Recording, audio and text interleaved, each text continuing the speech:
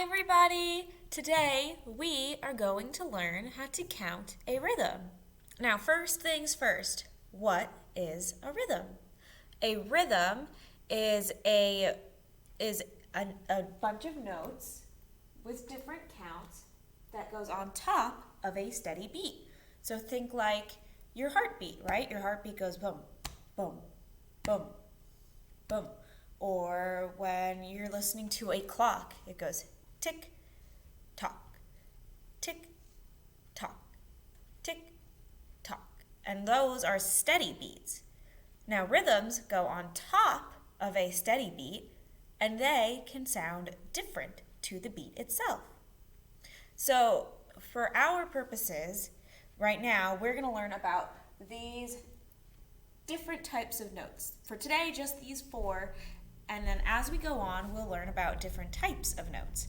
So first things first, right? What are these black lines? Right here.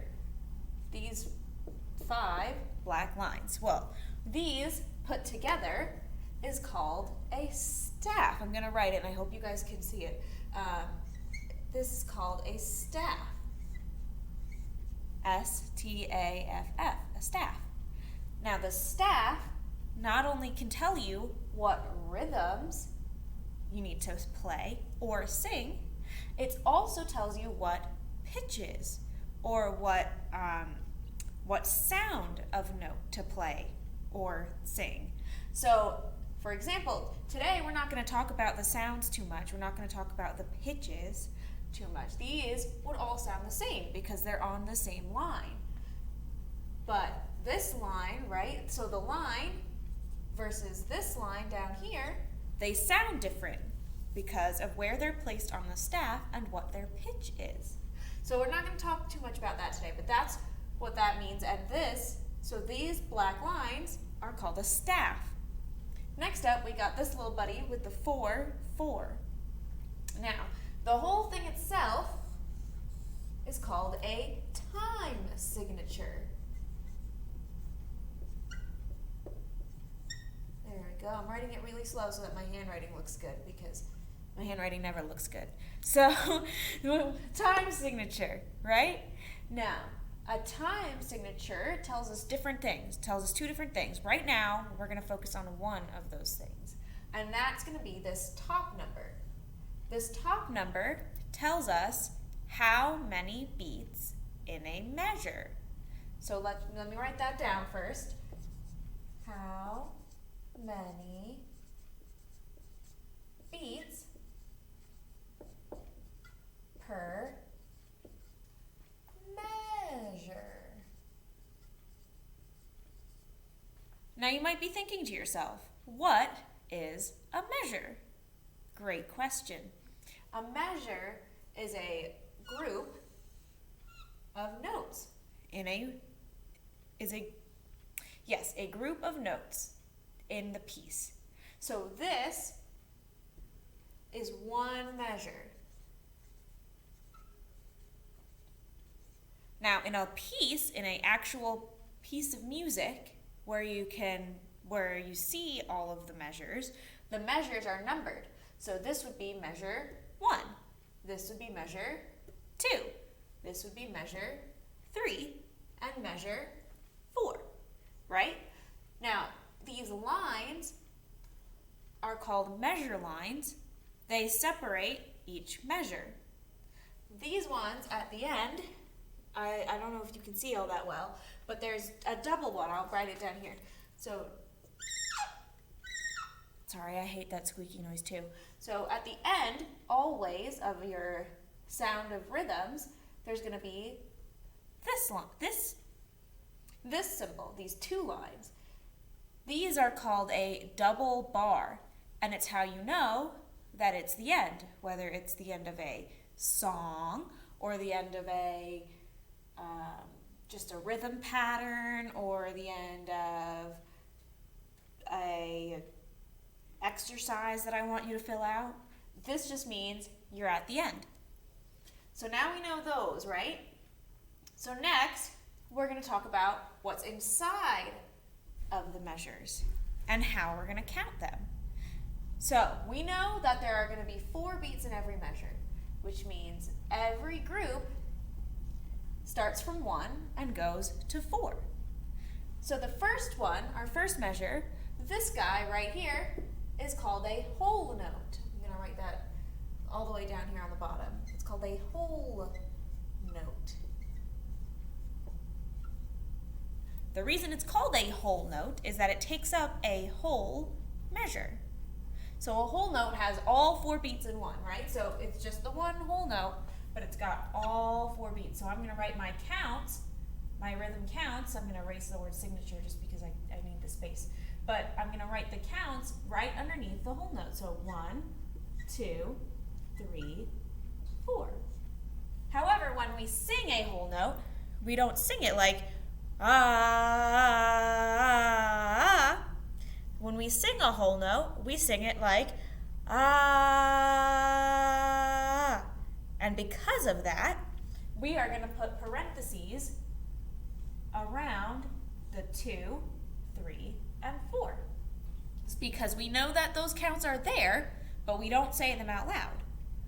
So when you sing the whole note, it'll sound like this. 1,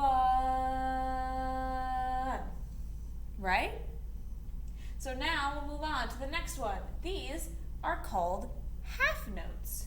Let me write that right here. Half note. Now, I'm hoping that you can tell from the name, but a half note is half of a whole note, which means each one of these guys gets 2 beats. So how we're going to write those, we start at 1, right? Because we're in a new measure, so it'll be 1, 2, and then this one will be 3, 4. Now just like the whole note, right, we hold it for 2 beats. We hold this note for 2 beats, which means we're going to put a parenthesis around the second number. So when we sing it, it'll sound like this.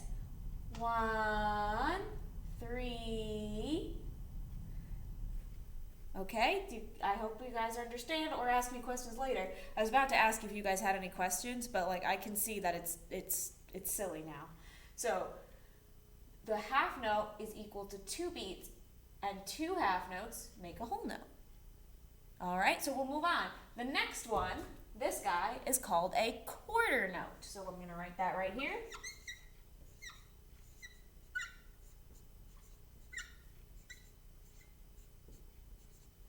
Now a quarter note gets 1 beat. So each one of these guys is their own separate beat. So remember, now we're at the start of a new measure, so we'll start with the number 1. Then the next one's going to be 2. Then we got number 3 and 4. Now, since these ones are just 1 beat each, we're not going to use any parentheses. So when we sing it, it will sound like this. 1, 2, 3, 4. Right? Because each one of these is 1 beat. Now, last but not least, we got our handy dandy 8th note.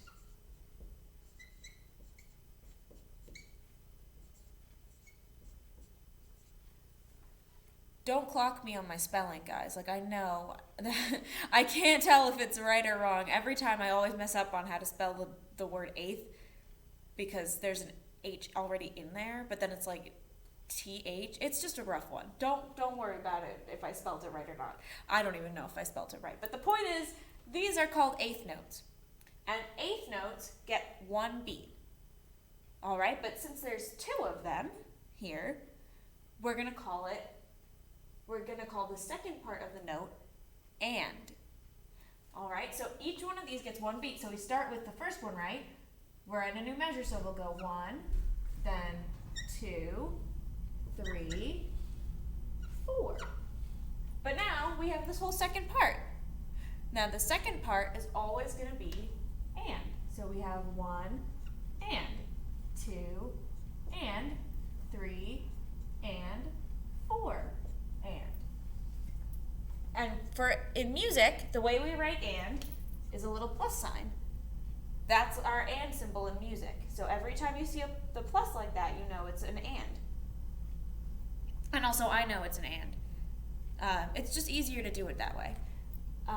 So when you count these, it'll sound like this. 1 and 2 and 3 and 4 and. That's how you do count your rhythms. So now I'm going to go through and I'll count all of them for you. So I'm going to keep my steady beat, right? I'm going to tap my foot and I'm going to keep my beat like this and I'm going to count. So ready? Here I go. 1, 1, 3, 1, 2, 3, 4, 1 and 2 and 3 and 4 and. So that is our beginning of how we count rhythms and how we read music. So I hope that you guys understood a little bit more of what I'm talking about when it comes to counting rhythms. And if you guys have any questions, come join our Google Meets. Your assignment for today is going to be I have a rhythm for you prepared, and you guys need to write in the counts for that rhythm. So it will have just these rhythms on it, not in the same order because that would be cheating, and I know you guys can do better. So it will have just these rhythms in it, but in a different order, in a different pattern, and you guys have to write in the count. Okay? Remember, if you have questions, you can email me, you can shoot me a Google Classroom message, you can come to our Google Meets and ask me a question. I'm always available, guys, so just hit me up, and I got you, okay? So I guess I look forward to seeing you guys when I see you. I will see you soon.